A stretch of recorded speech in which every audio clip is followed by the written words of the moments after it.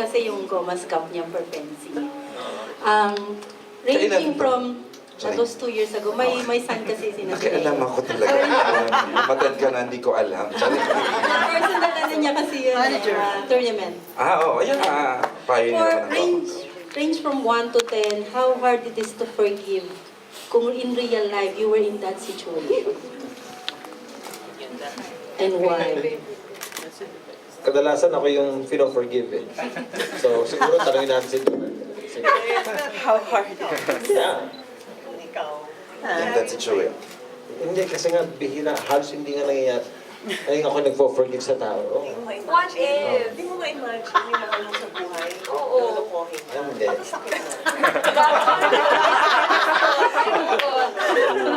Forgive advice. Are you talking about yourself?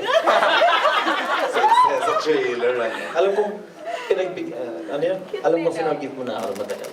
Hindi naman yun ang tanong eh. Ang tanong ay, ikaw ba makakapag-forgive ka? Kung sa, talaga. Kaya mo? Kaya ko lang. Forgive mo pa rin? Sipin mo na mabuti ah. Katulad sinabi ko, paano ka nag-cheat? Yun nga ang situation Nga sa eh. Chinita. Pakiulit mo nga yung question. Para yung maliwanagan sa mga dalawa. Range nga from 1 to 10, how hard yung, wala na rin tuloy ako.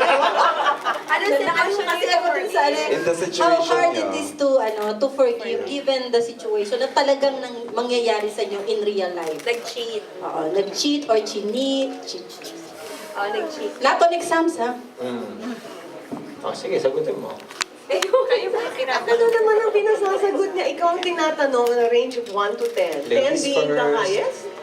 Di ba sa kanya yung tanong? Sa akin ba? Kayo nga ang Personally, hindi madali mag-forgive. You have to go through a very long, painful process. Pero, in the end, hindi rin naman na pwede, hindi mo i-forgive yung tao. Ay, ang ganda. Kaya hindi rin pwede na habang buhay dala mo yung pain na yun, yung bigat na yun. Eventually, one day you'll have to sit down and forgive that person na nakasakit sa'yo. Wow. Ganun lang talaga yan. Otherwise, it'll be very difficult for you to move on. And then, if you have another relationship, yun lagi yung dadalhin mo. Diba? You cannot move forward. Ang magsasuffer na naman yung next relationship mo kasi hindi mo nga ma-forgive yung isang tao. Isip mo lagi, ikaw, bago kitang karelasyon, baka yung gagawin mo sa akin, katulad ng ginawa niya sa akin, it will always be like that. So it's always best, kung di mo nga ma-forgive, at least forget. A lot of times, ako yung sama ng loob ko, alam ko, na-forgive ko na, pero karamihan sa mga masakit na nangyari sa buhay ko, makakalimutan ko na. And with Miss Bea. Babe, how do you forgive? Alam mo, dyan ako, may masama ako ugali pagdating dyan eh. Hindi talaga, ang hirap ako mag-sorry at hirap ako mag-forgive. Seryoso, ano siya sa akin, like I won't say sorry unless I really mean it. Or I won't forgive unless wala na talaga siya sa akin. Pero matagal ako bago sumama yung loob, especially sa mga kaibigan, ganyan. Pero so far, thank God, hindi pa naman nangyari sa akin yung sitwasyon na yan. But ayoko yatang mangyari sa ang hirap sagutin. At hindi mo yata mara-range 1 to 10. Feeling ko, depende kung paano ka na-hurt. Sorry na. Hindi 11. 100. Ganun. Mahirap nga, Hindi babe. ko alam talaga. Ang hirap niyan sagutin. Kasi ako mismo, hirap ako mag-sorry at mag-forgive.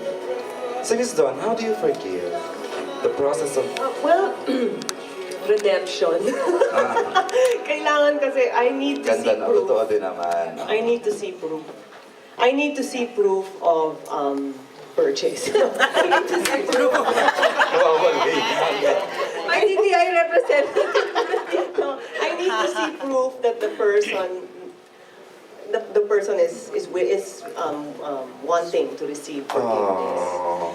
Because for sins that are very very difficult to forget or to give to forgive, I mean, it's not cheap. Giving it is not cheap.